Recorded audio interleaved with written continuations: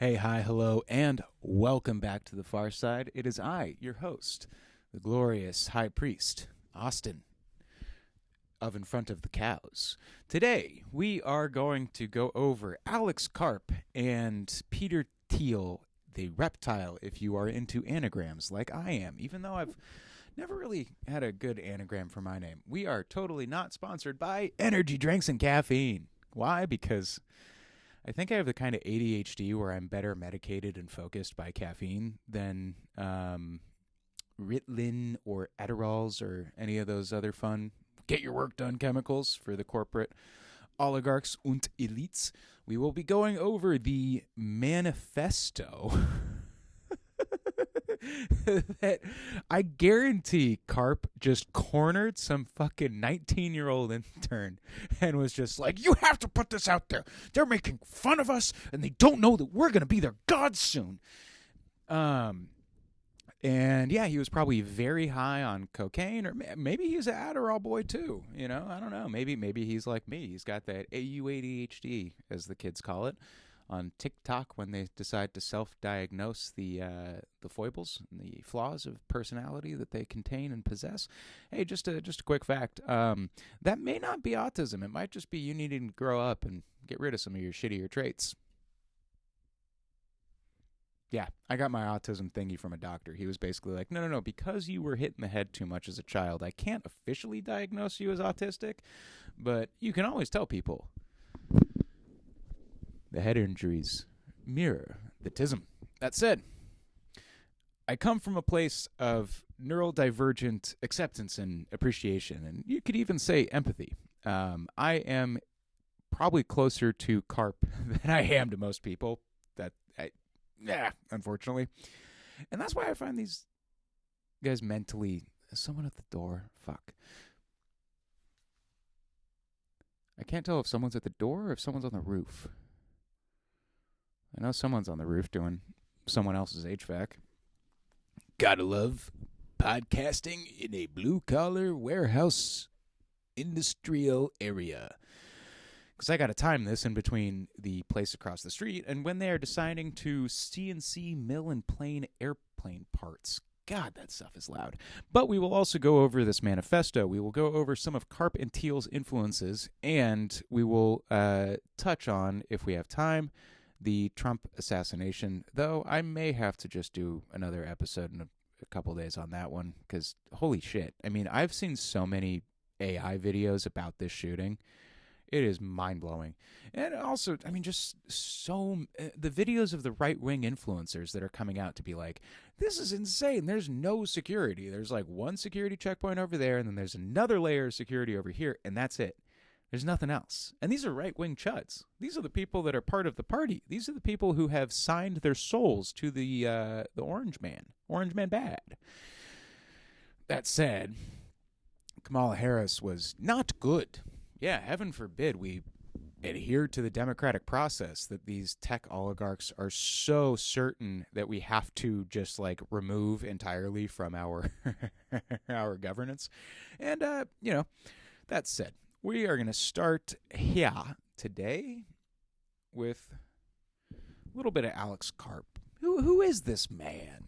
Who is this guy? I realize this is basically only a thumbnail for you. I don't know how to make shorts full screen, so I apologize. Although I like that the first comment on this was, this dork made swords uncool. It's like, dude, swords have always been uncool in the modern era, period. I don't think swords have been cool since like they realized how wildly ineffective they were in World War I. And that said, a sword is only as cool as the sword holder. You know, a sword by itself is a tool. It can be cool. It can be uncool. It can be uncouth. It can be couth. That said, apparently Alex Karp keeps multiple Tai Chi swords around his office. Sort of like violent fidget spinners. But there's part of it, you got to look at it like two things here. One, when I was like 19, had some friends over for a party, and got to bring out the katana. Why? Because I was a young nerd. And you bring out the katana, you show everyone, look at this katana, look at how sick it is. And then you kind of do like a little, and people are like, whoa, you're so badass. That is not what they think. They are usually thinking, why is this crazy person holding a sharp object near me? And a gal that was at this party just looked over and goes, oh, I bet you're one of those guys that like kind of like, ooh, like fake hits his friends just so you can show like how much more of a badass you are than they are. And I'm like, yeah, I totally was about to do that. But since you mentioned it, I am not going to do that ever again, because I have realized in this moment how utterly goofy and dweebish and dorkish and goonified that action is. This guy has the keys to all sorts of violence. Look at that. Look at that sword swinging. Look at the fear on that young lady's face. She is terrified. Sort of. She thinks it's kind of great because he is such a fucking nerd that he did that in front of her. She's like, I kind of can't really believe it. But when you look at Mr. Karp, there's a serious, like, dude, what? Like, do you really not possess any, like, wherewithal? No understanding that maybe what you're doing is just bonkers? Oh, now we have a fucking edit?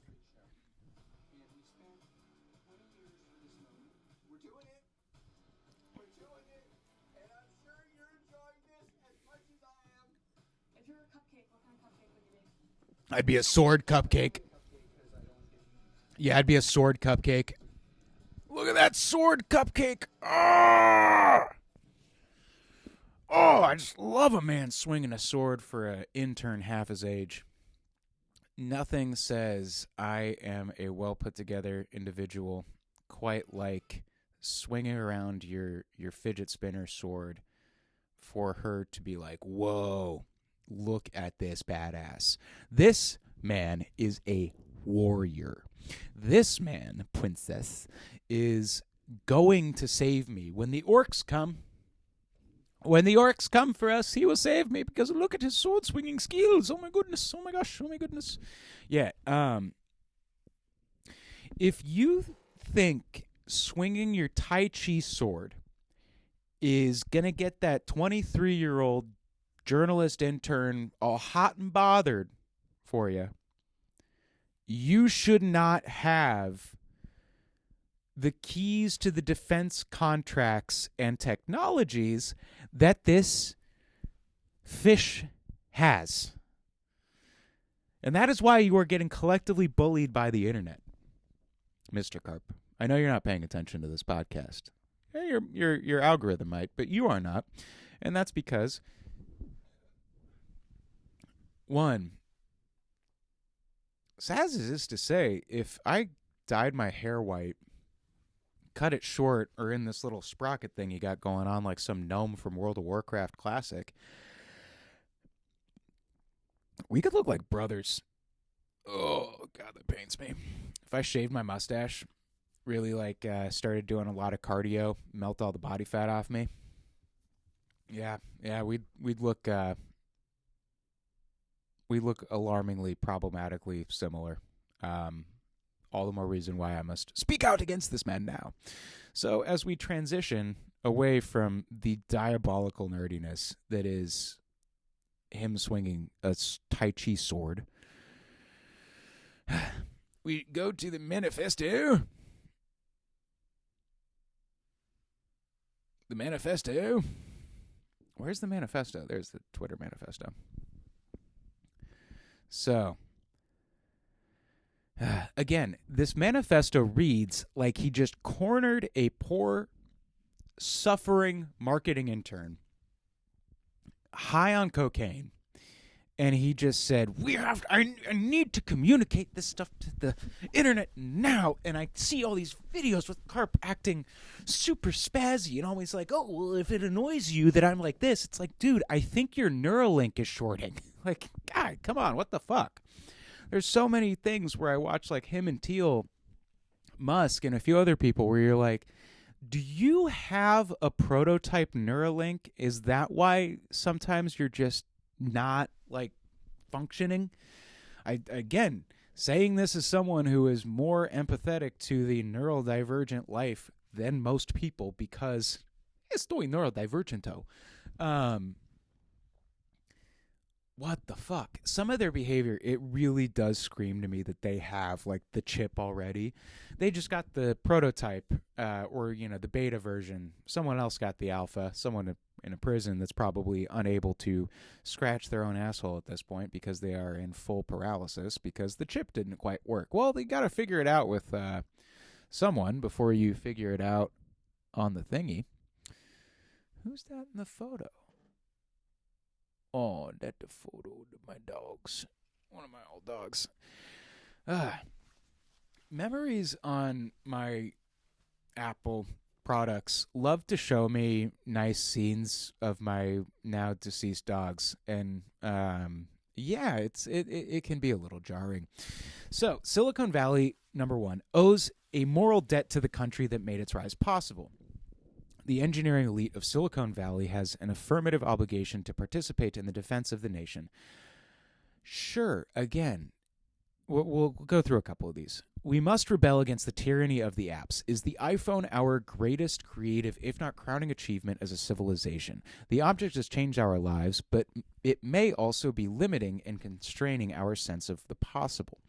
So, one, yes, there is some sort of hypnosis program that goes on with our cell phones, but I think a lot of that has to do with the biohacking of like human primitive processing and stuff that we just would have taken for granted as like part of the natural rhythms of life before we decided to put LED lights in everything and blue light, which is why I wear these tickets, my bobbers. But you have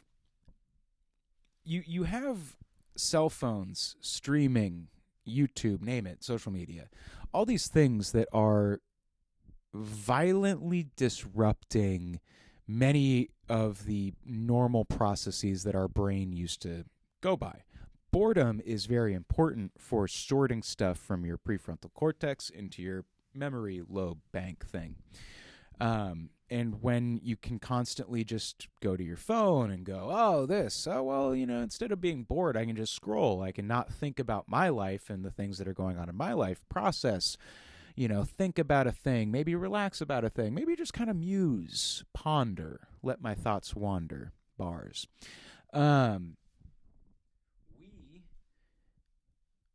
We are constantly under a disruptive attack, and it harms our memory. It produces dementia-like symptoms in some people.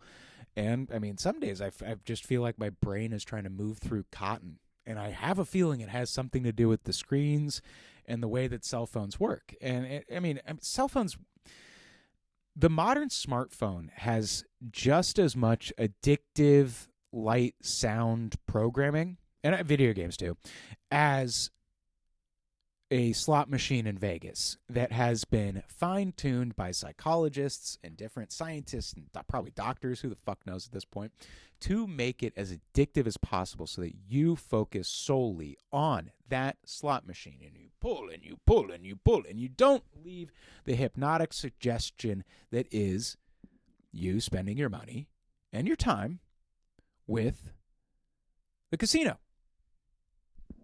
Boom. And that's how it is for all of us with our cell phones.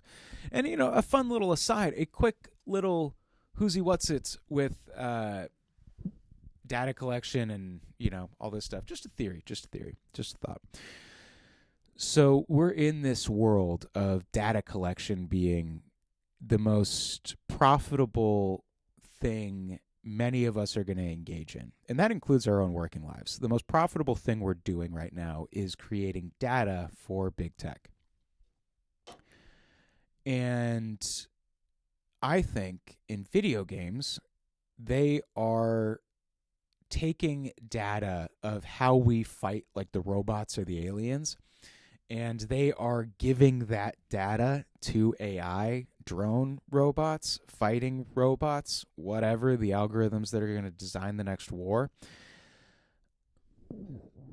They're going to they're going to feed it all that information as a data set to go off for Skynet, or whenever we have drones and robots flying around trying to kill us all or subjugate us into some modern, very comfortable digital consumer-heavy slavery.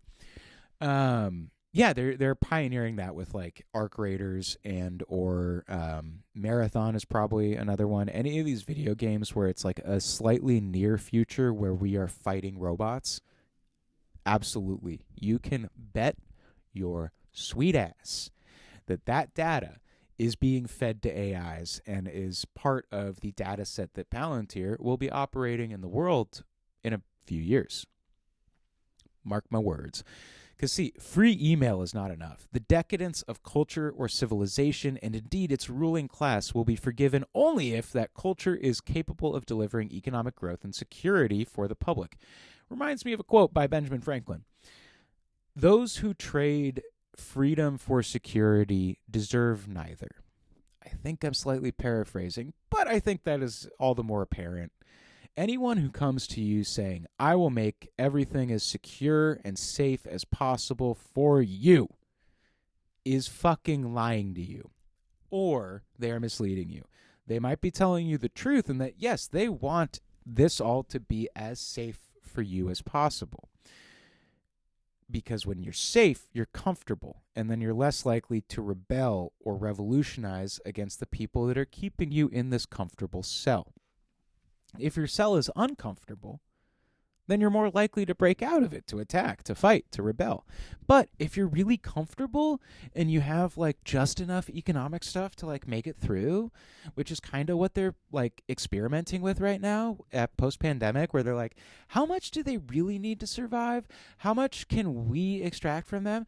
But also like, what's the sweet spot where they're like completely blissed out and like completely not paying attention to any of this and what we're doing, and like also just like really wanting that next like matcha chai.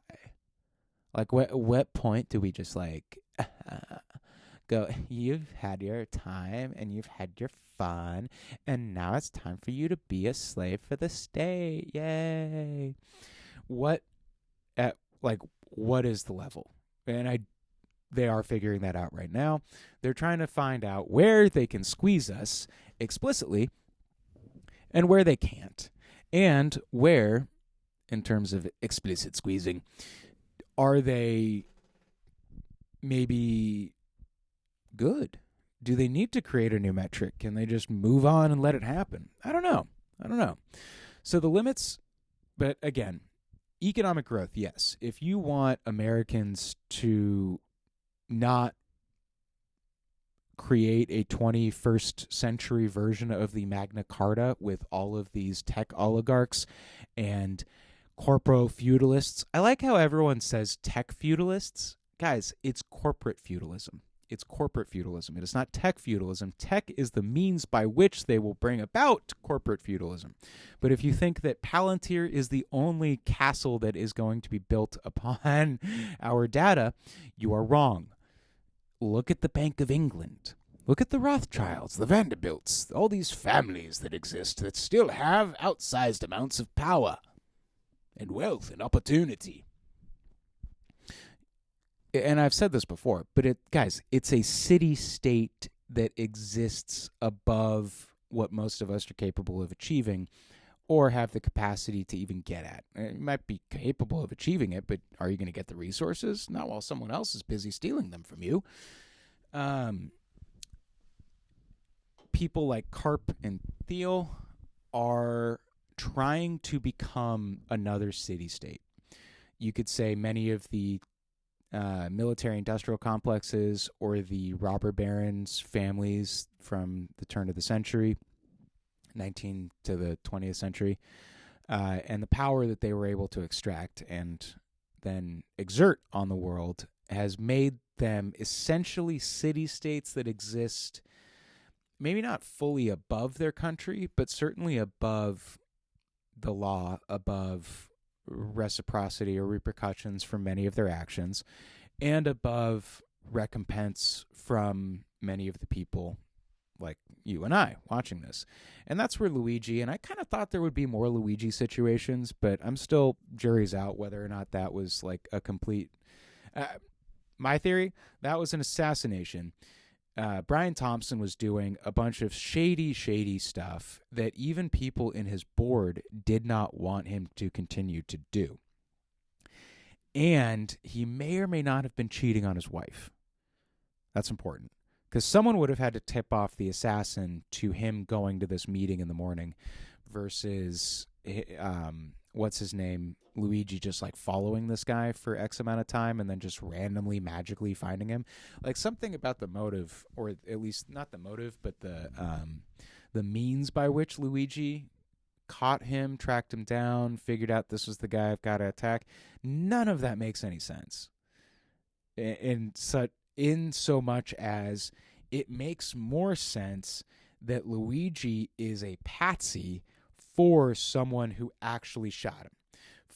I've spent a lot of time watching security camera footage because of this new job, and the guy that shot Brian Thompson is taller than Luigi by at least 3 inches. He has a different fucking nose cell-on situation. It's actually closer to mine than it is Luigi's. And the guy did not have a fucking monobrow. Which, why is it all these assassins keep getting caught at fucking Burger King? They keep getting caught at fast food restaurants. Why is that? Well, it's because that may or may not be part of the MK Ultra type programming that all these fucking spurgs went through to make them into the people that they are. And you're supposed to go to the thing and get shot or get apprehended. Or it's just an easy, convenient place to grab lunch that is going to be massively surveilled. There's going to be tons of cameras. Why sit there and eat when it would make significantly more sense to take it out with you somewhere? Maybe a park. Go on a little walk with the food. Eat it while you walk. It's like he wanted to be caught. Him, Tyler Robinson, all these other people, they wanted to be caught. I mean, is Charlie Kirk even dead? We need the Alex Karps of the world to focus on that instead of impressing 23-year-old journalists with his Tai Chi sword swinging skills. Okay, princess, watch this one. I will protect you. Look at, just the way he was swinging it and just feeling himself so hard. It's like, that guy should not have the defense contracts that he has. Not at all. Not even close. No. If you think swinging a sword around in a room full of unarmed people makes women wet, you should not, I repeat, you should not have the keys to the digital slavery apparatus that's coming down the pipe. Again, there's certain things with this Alex Karp figure that remind me very much of almost Trump at this point, but that's we'll get to that. It reminds me of Hegseth or Kash Patel, where their incompetence or their them being in the position they're in is so inappropriate, it feels on purpose. And it feels on purpose in a sense that you're putting them there. They are going to either be a public relations just fucking nightmare. Like Kash Patel. Everything Kash Patel, he's on some coke bender right now. He's flying around with this Israeli Mossad chick that's totally not a honeypot that he has fallen for. He may or may not be allegedly gay and living with a man in, what's it called? And I've seen enough videos to know that Kash Patel is lying about something. They have something on him. There is no way that man is not being blackmailed. Hegseth, I think, is just a nut. Patel, I think, is also a nut, but I think he is very much under someone's thumb. And again, sometimes I think, especially California, and you're in a very liberal place, you forget that if someone is gay and they have family that's maybe more traditionalist or comes from a different country where that is still viewed very, very negatively and with intense amounts of shame, you can hold that over them in such a way that they will do everything you want. You never even have to get them diddling a child. Look at Nick Fuentes. I mean, that fucking homo. God bless the homos. But that homo, Nick Fuentes, like, I've watched some of his streams, and everything that guy says about men is just like, it's like, dude, I feel like you're fantasizing right now. Like, hey, that's great. You fantasize about the men in the gym lifting weights to get big, juicy butts. I've never had that thought in my life. I have thought about the women going to the gym and getting the big, juicy butts. Sure. Yeah, great. But I've never thought about men getting all veiny and swollen, being like, yeah, let me at it. Like, dude, what? Nick, just be gay. Just be gay. But again, case in point, that maybe his family is very traditionalist and would disown him or would think less of their son for coming out of said closet. Kash Patel, and there's many old country parents that would disown their son if they found out he was, a gay man. So, Kash Patel, I see you. That must be hard. And I hope that you can find your way to the light. It's that crack over there by the closet door. Just keep heading for it. By the way, did you see that Kash Patel was suing someone for $250 million? And this is the fucking FBI director? Like, that's crazy. That's just, it's silly to me. That again, but okay, I digress. That is the point I am trying to make.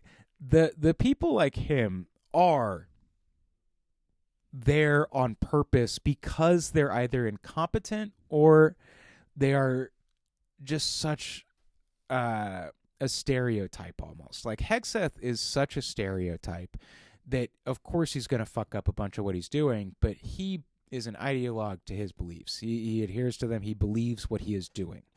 Same with Patel. They're stupid enough to believe they're in that position because they earned it. Not because they were elevated to that position because they might create a lot of foreseeable fuck-ups that whoever comes in after them can solve, and can solve immediately. That you have a FBI director that is so wildly unpopular and so wildly ineffective that the second J.D. Vance, oops, I slipped on my conspiracy theory. But that's why I think the White House press shooting is interesting, because they whisked J.D. Vance away from the danger before they whisked Trump away from the danger.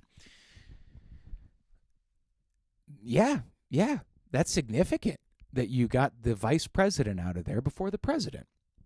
And from what we're hearing, the president keeps getting all these bad reports that basically people are just lying to him about the state of the Iran war, and then he's making decisions based on those lies. And it's causing a lot of fucked up shit to happen, and a lot of foreseeably fucked up shit to happen. Okay, so Trump may or may not be suffering from some sort of degenerative Alzheimer's or onset. It wouldn't be early onset at this point, but it would be aggressively onset, something like that, dementia. And he's probably not going to finish out his term. I think at this point, whoever is around him is feeding him such bad information, gassing him up so much, just fluffing his balls every chance they get, because they want him to keep fucking up the war in Iran and Israel. They want him to keep acting like some sort of Israeli shill, and that he's completely in the pocket of whatever supra-predator, uber, supra-elite class is above this, and that he's trying to signal to. There's a whole esoteric rabbit hole that you can go down there. Why have we never heard anything more about this Tim Cook, Butler, Pennsylvania guy? Is that because it was all just a fatal charade? It's possible. I am seeing more and more of the fatal charade happening every day. And again, the tech people back Vance. The tech people want Vance in there. The tech people do not want Donald Trump anymore. But he is a useful thing, because if you set up this old codgety fuck up that keeps making all these bad decisions that no one wants, including the people that voted for him. And then say, hypothetically, in 3 weeks, he dies of a stroke. All right? We mourn as a nation, or, the 20% that still approve of him mourns. And everyone else just goes, all right, we're moving on to the next thing. Vance comes in. Vance gets rid of Hegseth. Vance gets rid of Patel. He gets rid of Stephen Miller and all these other just goblins that Trump has surrounding his cabinet and his administration. And he just kicks them out. And he gets to go, well, we've now implemented Palantir and we're making everything safe. And look, while we're making everything safe and we're implementing Palantir, this super, super invasive surveillance technology that feels unconstitutional at the very least, we're going to implement that. And as that implementation is happening, all of a sudden Karp just spirals. Maybe it's drugs, maybe it's depression, maybe it's his neurodivergence catching up to him, or maybe it's the fact he's been neurocognitively poisoned by Peter Thiel over the last 20 years, because Peter Thiel at some point knew that he would need a sacrifice, and that he would sacrifice Alex Karp. Yeah, thank you. Woo, you're paying attention. Yeah. Don't forget to like, share, and subscribe to your favorite podcast, because I got to increase my digital footprint so that when I sell my book, people are like, whoa, you got 30 views? You got like 2 likes? No one commented? Dog. Diggity dog. Diggity dog and a dog and a dog. Get over there and publish that book, baby. Yeah, hoo-hoo, weehaw. Yeah, that's exactly what's going to happen. Again, not sponsored by caffeine and neurodivergence. So, Karp spirals. Thiel goes, hey, look, I don't know if I can trust my CEO. I don't know if I can trust these other things going on in my company. I wish to hand this over to the United States government. Or Vance gets to go, oh, I don't trust Karp anymore. I trust Thiel. I want to bring Thiel on as my Department of Technology head. In the same way Hegseth got brought in to be the head of the Department of War. We'll create a Department of Technology or Technological Stewardship. It'll have some nice name. And they'll put Peter Thiel in charge of that. And as they put Peter Thiel in charge of that, they will take Palantir away from being a private company and probably make it part of the U.S. military apparatus in a similar way as like Boeing or Lockheed Martin or Raytheon or any of these other big giant corporations that sort of become de facto departments within the U.S. military that we never voted or approved or okayed. But, again, that's why when everyone's like, guys, the techno-feudalism is happening, I'm like, guys, the corporate feudalism has been happening since after World War II, and all the companies that made lots of money during World War II and the rebuilding of Europe and the aftermath, that's the playbook that they are using in all our current foreign wars, is what they did in World War II. Wow, all of a sudden, what do you know? They're doing it everywhere. And they're not letting go of control. That's why they killed, was it General MacArthur? Oh, God, no. What's his fucking name? Don't make your enemy...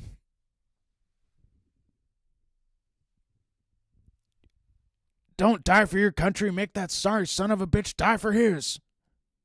General Patton. General Patton decided or thought that, hey, we really should go to war with Russia right now. Right now, they're weak. We can take them. Let's just get rid of them.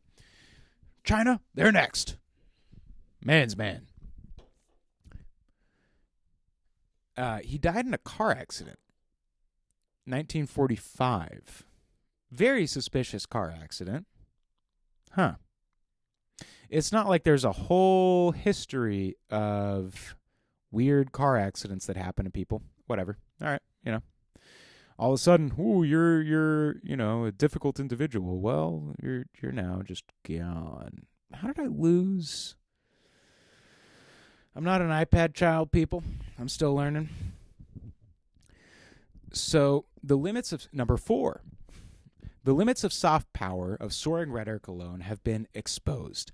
The ability of free and democratic societies to prevail requires something more than moral appeal. It requires hard power, and hard power in this century will be built on software. That's pretty self-explanatory. Terrifying, but self-explanatory. They want to... they want to be the kings, and they want to essentially usurp the American democratic process by, by creating a technology that is so pervasive and so good that it makes them entirely and completely reliant on the technology, and then they can't take it away. It's like electricity. You can't get rid of it, so you might as well control it. The question is not whether AI weapons will be built, it is who will build them and for what purpose. Again, yes, sure, but also, our adversaries will not pause to indulge in theatrical debates about the merits of developing technologies with critical military and national security applications. They will proceed. Did you notice in that statement the duplicitous language, most specifically, indulge in theatrical debates? So that means all these debates and conversations that were happening, podcasts that they're going on, interviews that they are giving or being a part of, is theatrical. It is not stopping them. They're basically saying, fuck you, you stupid peasants. I am the philosopher king, and you must listen to me, for I know better. Dude, you were swinging a Tai Chi sword at a 23-year-old marketing chick, and you thought that was making her wet. No, she was laughing at you because you're such a fucking dork. Dude, like, no, even if that woman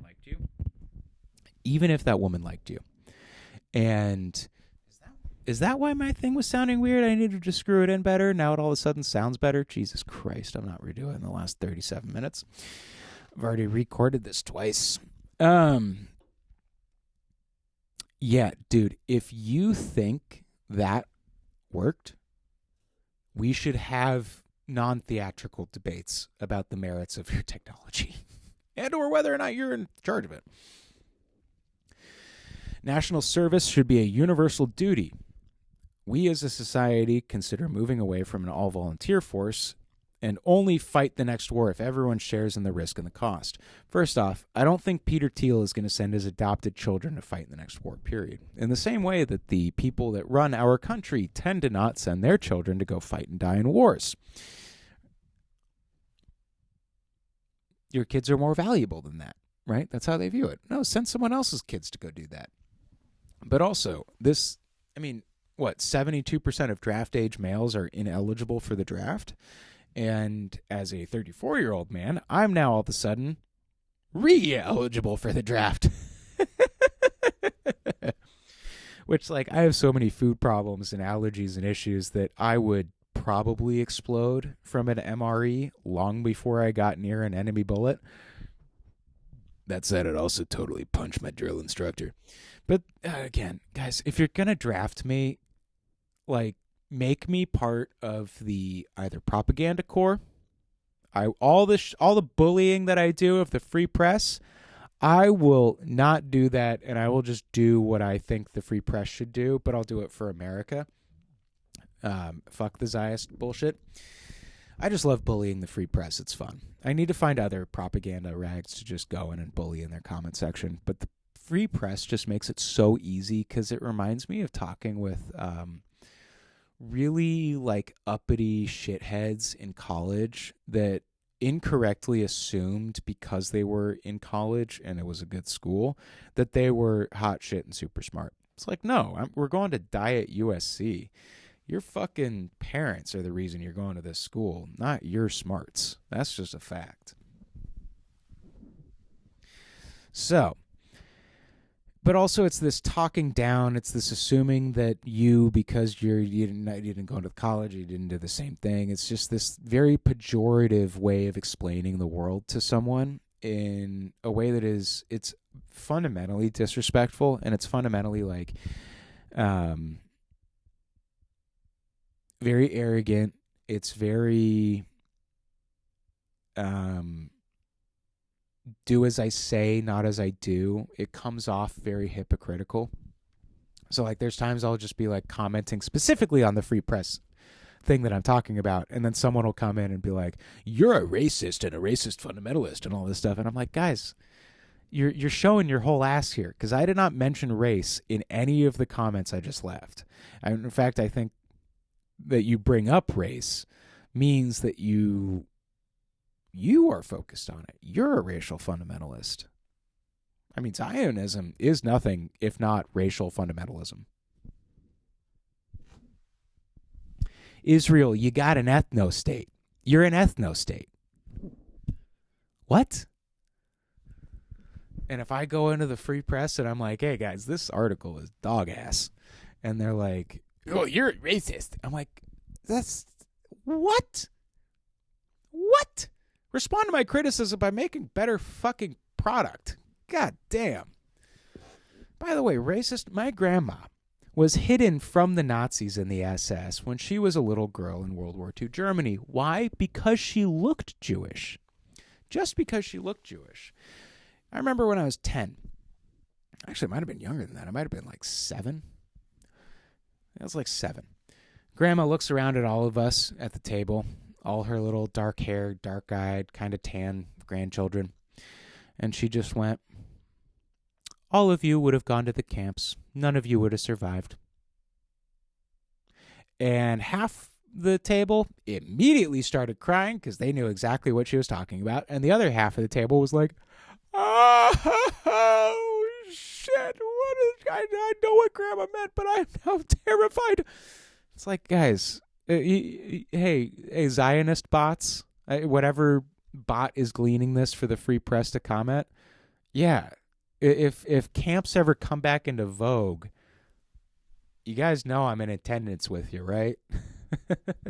Like, I've talked to Jewish people, friends, and I think this is a function of me being a very, like, mutt ethnic heritage person. There is some Ashkenazi Jew back in my great-grandparents, I believe. So they're not entirely wrong, but it was on the wrong side of the family. It's on my dad's side. I've gotten a lot of racism, anti-Semitism throughout my life that, like, they wouldn't have done if it was to someone that was fully Jewish. They wouldn't have called them the kite word. It's not kite. It sounds very similar to kite. It is not kite. It is another word. I heard that word a lot, especially in high school. And the other one, sand N-word, because my grandfather's from Iraq. Camel jockey. I towel head. I was called a lot of slurs back in high school, middle school. And again, it was the sort of thing that they said it to me, because if they actually went to like one of our Persian friends and was like, yeah, you sand N-word, it's like that's immediately you're going to the principal. It's not as funny. But you can do it to this one because he's off-brand. That works.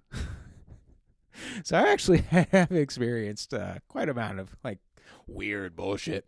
So I do think it's just so arrogant whenever the free press comes around and they're trying to be like, anti-Semitism is the highest it's ever been in America. It's like, you had 20 anti-Semitic linked attacks in all of 2026 so far, and you're saying anti-Semitism is on the rise? From what? None? It's 300 million people in this fucking country. From what you're describing, I experienced more anti-Semitism when I was in the 7th grade alone. Like, some of this shit is just baffling to me because it's such a double speak. But then here's the reality of the world. It's like, just because you made a post doesn't mean that's real. Unfortunately, a lot of people are stupid and just take stuff at face value. If the internet has shown me anything, it has shown any of us anything, it is that people are much stupider than we would like to think.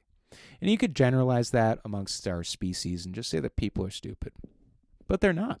The individual is fascinating. Humans, as a herd animal, leave something to be desired. All right. So, public servants need not be our priests. You're right. Podcasters are our priests. Hi, hello, welcome. I am your host. Priest of the far side. Look at me. I fight. The propaganda for you. Look at you. We are winning. We are winning. Look. So the public servants should not be our priests. Any business that compensates its employees in the way that the federal government compensates public servants would struggle to survive.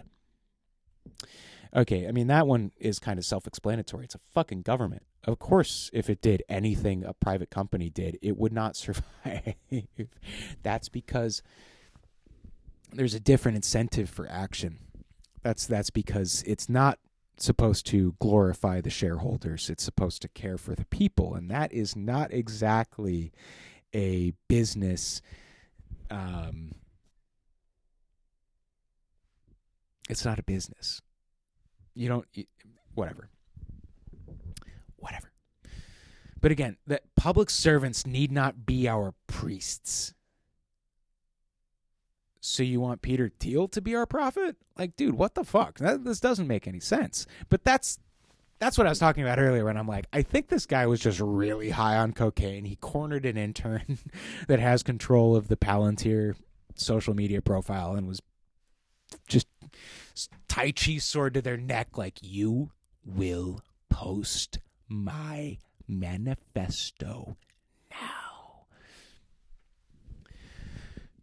Number 9, we should show far more grace towards those who have been subjected themselves to public life.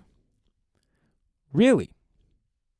You sure about that? The eradication of any space for forgiveness, a jettisoning of any tolerance for the complexities and contradictions of the human psyche, may leave us with a cast of characters at the helm we will grow to regret. You mean like this?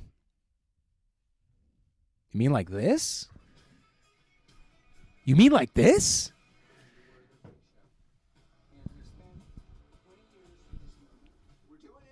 You mean like this? Oh, hey. Guys, they're doing it. They're doing it. Yeah, they're winning. They're winning. Yeah, they're winning. Yeah, well, a sword cupcake. Check out this sword cupcake. Look at that sword cupcake. All right, I think they scrubbed all that interview with him and the sword. But it's like, no. You just did some intensely goofy, dumb shit. Looking like an absolute dork. Like the biggest of dorks. And I say this as a Ren Fair attending, sword-swinging dork. You fucking boner. What the hell? You deserve all the ridicule. If you are doing that, you deserve the ridicule that you are getting. A cast of characters will grow to regret. Dude, we regret you now. We regret so many of the people we have in public life and office now. We don't need to wait to regret it in the future because we're making everyone normal. The fuck?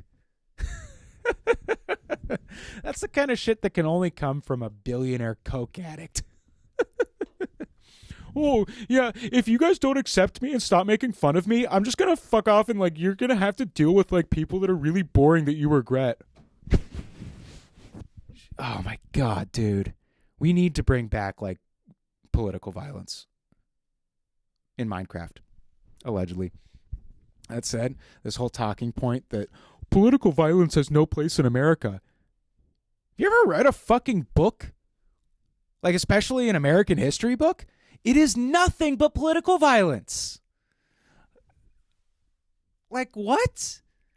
Like, that's how you know it's a meme coming from some sort of fucking psyop to try and get people to be as complacent and cattle-like as possible.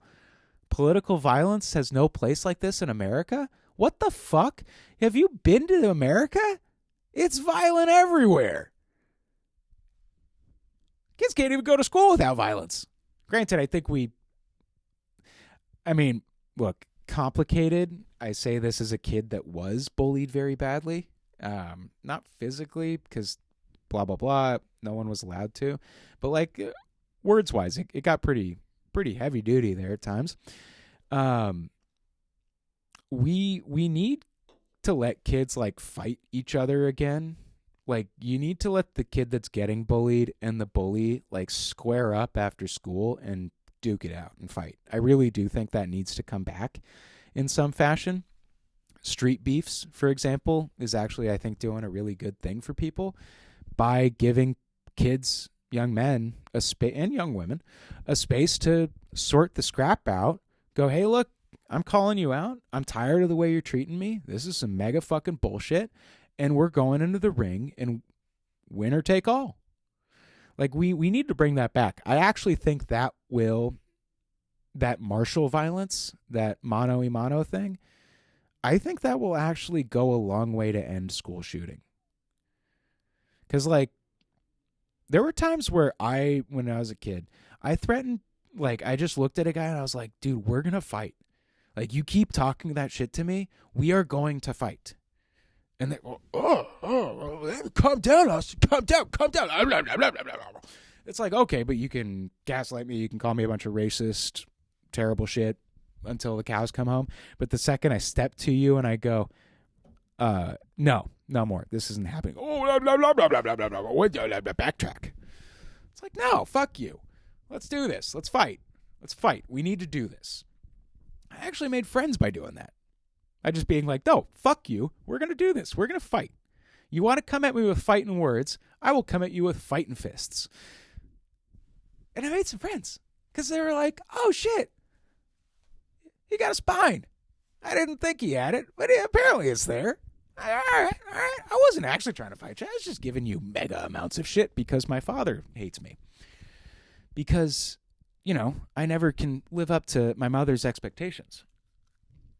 Let's just say some of the guys that did bully me, to their credit, some of the guys that did bully the shit out of me apologized to me in our 20s or early 30s because they were just like, got enough space from high school and introspection. And they were like, yeah, I was really taking out a lot of the like pressure my parents put on me on you. And I'm sorry about that. It's like, what? Did I win the lottery? Did I win the emotional support lottery? To have guys who come in after, like, dude, yeah, I was a dick to you. Like, I was an unnecessary asshole shitting on you all the time. It's like, hey, great. That's fantastic. I feel like Alex Karp, if he could have done that to some of his bullies, he would not be trying to put everyone in fucking digital slavery. It'll be comfortable digital slavery because we'll have flat screen TVs, because we'll have laptops, because we'll have cell phones and social media access. Very comfortable slavery, but slavery nonetheless. The psychologization of modern politics is leading us astray. Those who look to the political arena to nourish their soul and sense of self, who rely too heavily on the internal life finding expression in the people they may never meet, will be left behind. I mean, that's obvious, dude. It's the same fucking thing as the stripper does not like you. Some guys think the stripper likes them. When the bartender calls you hon, says thanks, here, hey baby, how you doing? She is not hitting on you. She is doing her job. That's good customer service. She does not want your penis. Does not want your penis. I will repeat that again. If the bartender, if the waitress, if someone is being nice to you at their job, they do not want your penis. That is called good customer service. Quit being a creepy little fucking weirdo and move on. There's a lot of fish in the sea, as they say. And some of them are gay fish. Our society, 11. Our society has grown too eager to hasten and is often gleeful at the demise of its enemies. The vanquishing of an opponent is a moment to pause, not rejoice. Mr. Carp, are you really telling me if you ran one of your detractors through with one of your fucking Tai Chi swords, especially if that cute marketing journalism intern is right there, you telling me you wouldn't rejoice? Get fucked, brother. Get fucked. The atomic age is ending. Assuming we ever had an atomic age, I'm still not entirely sure that we actually ever got atomic weapons. Why aren't we using them? I don't know. Is it deterrence or is it just that we fucked up? I mean, we could have them. They could very well be there. But wouldn't that be a funny lie to tell everyone? No other country in the history of the world. Oh, by the way, a new era of AI deterrence will be built. And it is set to begin immediately. And you want to control it because you want to become the philosopher king based on all your fucking Nazi influences. Oh, yeah, that's real. Peter Thiel and Alex Karp are deeply influenced by multiple Nazi intellectuals. Rene Girard, what's his name? This Solo Balabadal, but he's more of an analyst of this right-wing thing. Again, that's a whole nother video for a whole nother day. But the amount that these guys are influenced by Nazis is not zero. Just something to consider. So, no other country in the history of the world has advanced progressive values more than this one. The United States is far from perfect, but it's easy to forget how much opportunity exists in this country for those who are not hereditary elites than any other nation on this planet. That's actually very true. Yeah, go ask any 25-year-old European guy what they think of their country's economic situation, and many of them will say that there is an aristocratic elite interest that is the upper classes that are basically preventing anyone from climbing the ladder and becoming rich and successful in their countries. It is one reason, believe it or not, why DJing and electronic music has popped off so hard in Europe.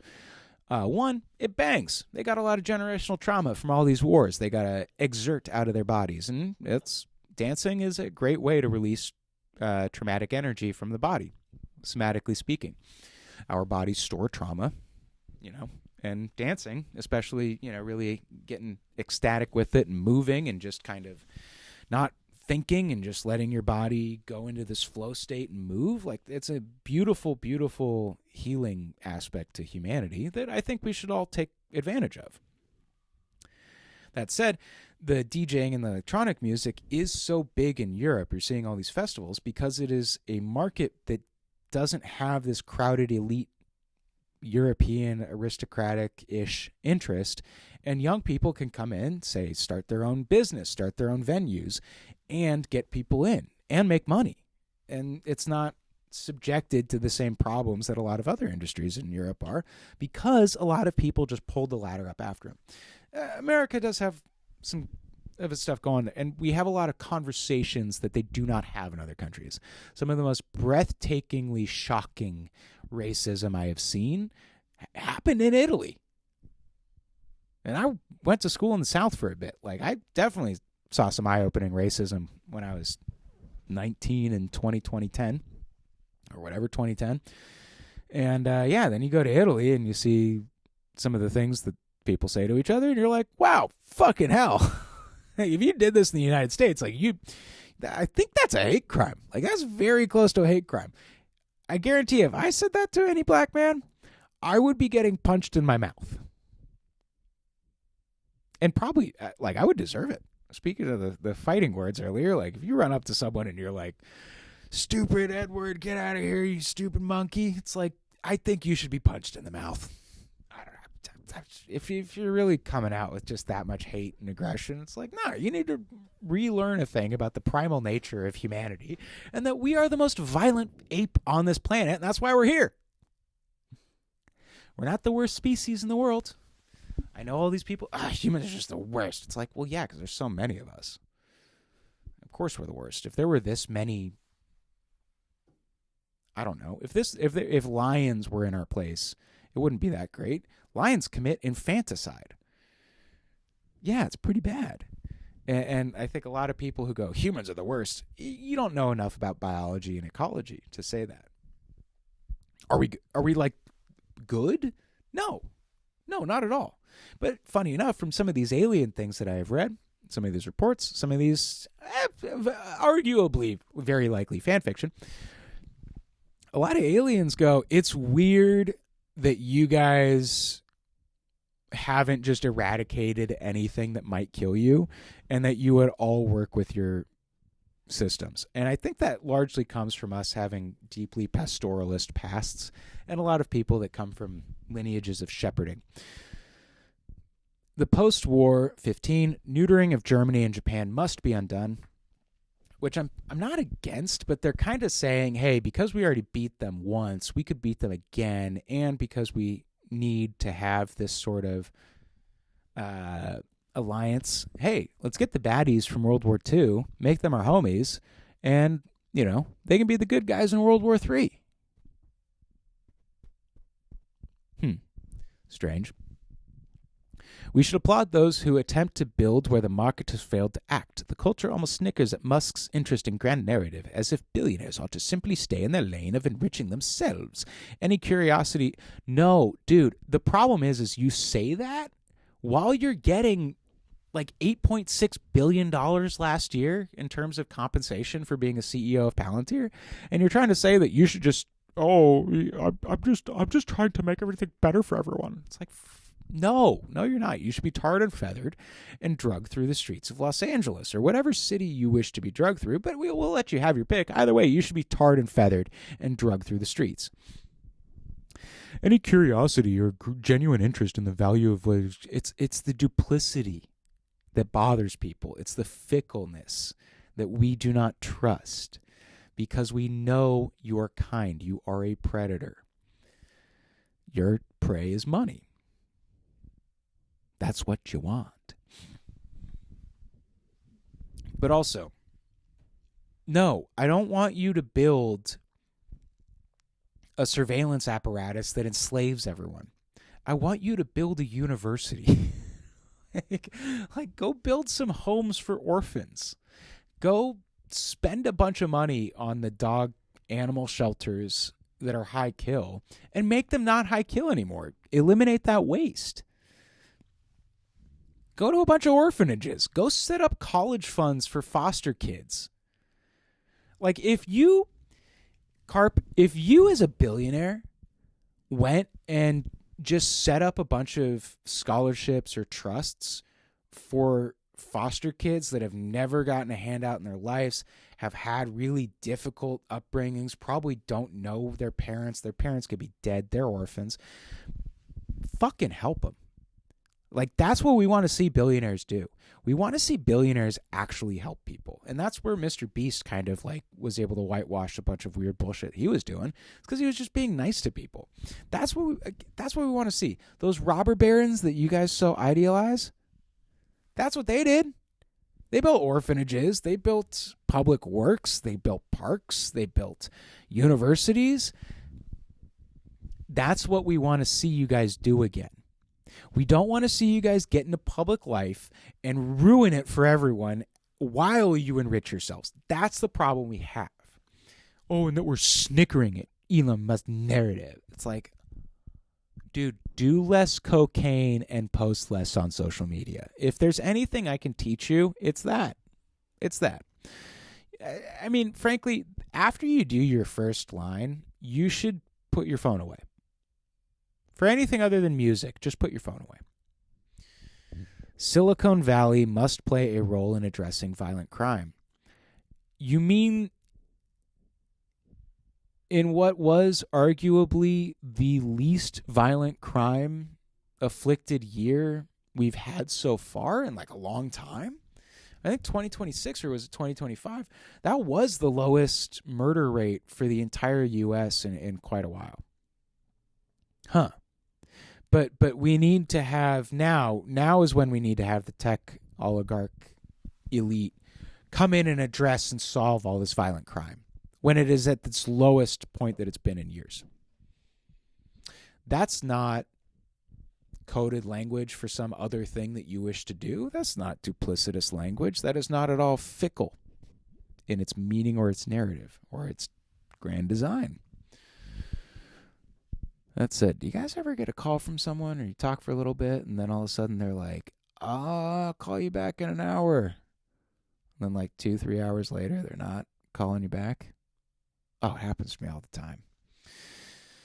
Can't imagine why. Here I am, hour and 5 minutes into this. So, the ruthless exposure of the private lives of public figures drives too much talent away from government service.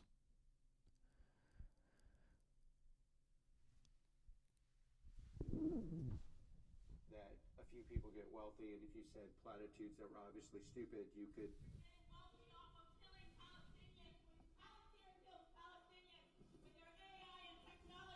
Oh. Yeah. And you know. Well, if you do, you want to hear my answer? Okay. So, I think the primary cause of death to Palestinians. Okay. Do you want to hear the answer, or do you want to yell? Well, you don't want to hear an answer? Obviously. So the primary source of death in Palestine is the fact that Hamas has realized that there are millions and millions of useful idiots that will.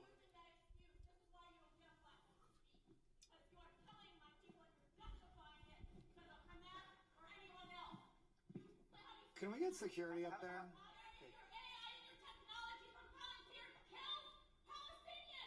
Mostly terrorists, that's true. Mostly terrorists. Recent report I read said that 47 women and children are killed a day in Gaza.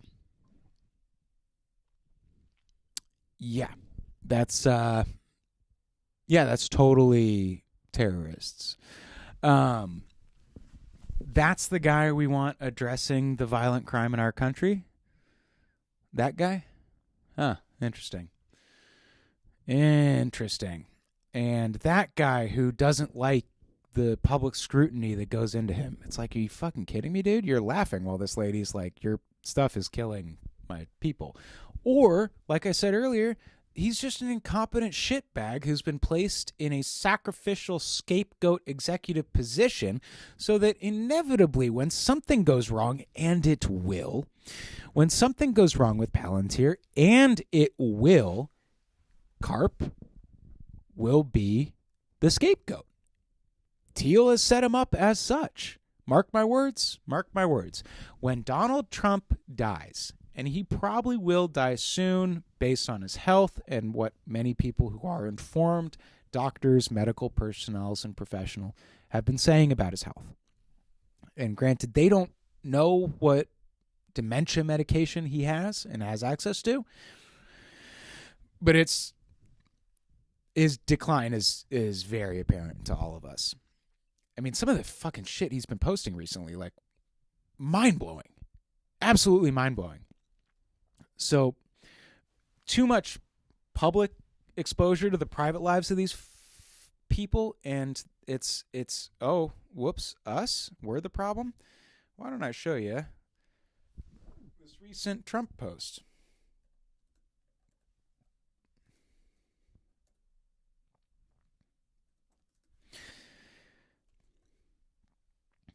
So this is Trump giving birth.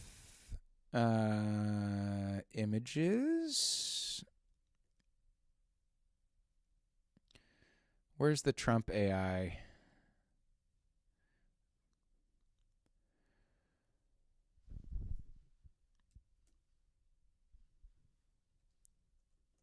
It was the Statue of Liberty giving birth.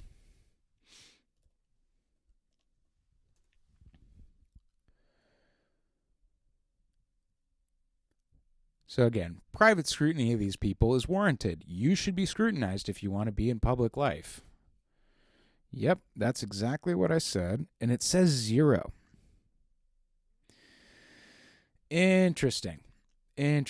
Trump post giving birth Statue of Liberty.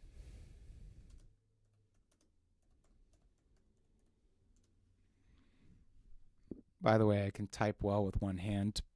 Not because of pornography, but because I broke my hand once upon a time and had to type one-handed for a year.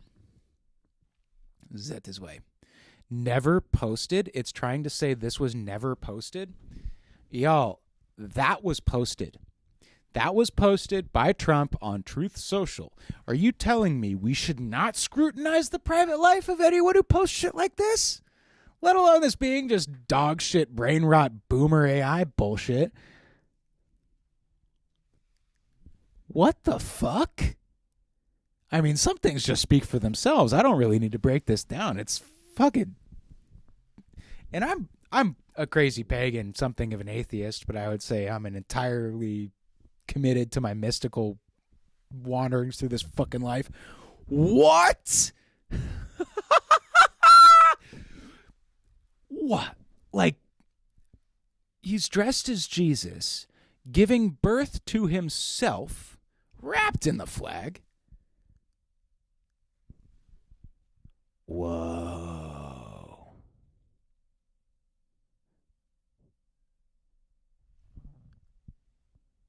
Yeah. Yeah, but we shouldn't scrutinize these people whatsoever. Oh, I can get a printable yoga chair. Lovely.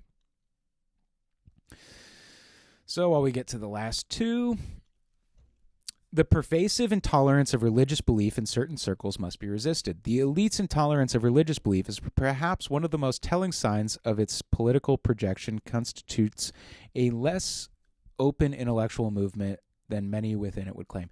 They are sacrificing babies to Moloch. They are Sabbatean Frankists.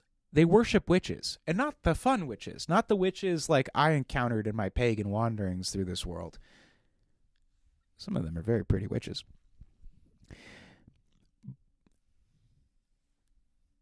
Baby jerky. They had to refrigerate the jerky. You don't refrigerate jerky. You don't. You refrigerate something else if you're using jerky as a code word. Also, political intolerance? Didn't you say something earlier about certain cultures are better than others? Were you talking about like Hinduism? Oh, no. I'm sorry. That was the next one. Some cultures have produced vital advances. Some remain dysfunctional and regressive. All cultures are now equal. No. They are not. They never have been. They never will be. This utopian idea that everything is equal culturally is incorrect, and I think it brainwashes people into not seeing the reality that they might be existing in. But also, you don't seem to be that favorable to Palestinian culture, especially considering Israel and Bibi Netanyahu sort of created the head of the snake that is Hamas. You know, we've created plenty of our enemies. You're telling me Israel is not doing the same thing, given that they are basically our little brother in this imperialist move through the world? So 22, we must resist the shallow temptation of vacant and hollow pluralism. We in America, and more broadly the West, have for the past half a century resisted defining national cultures in the name of inclusivity. But inclusion into what? Again, that's the talking point of someone who is both neurodivergent and really fucking high on cocaine. It's this philosophical king. I'm a monk, moral philosopher, and I'm living above this thing. It's like, dude, you've been elevated because you are going to have your neck snapped.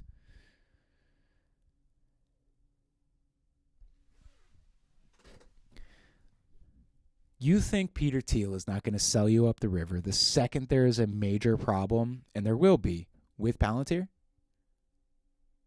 That's fucking hilarious to me, dog. Super funny. Super funny. All right, so next week we'll do the part 2 of this, and we'll go into some of the influences behind Peter Thiel and Alex Karp. But just looking at this, it's like, dude, you are the biggest dork in public life. You have taken that crown from Elon Musk. Congratulations. It must be a weighty crown. That must have been a very difficult thing to secure.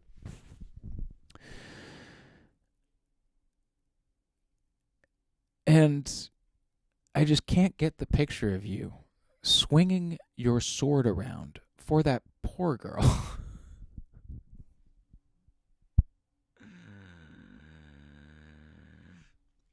And be shocked that you have the keys to the kingdom.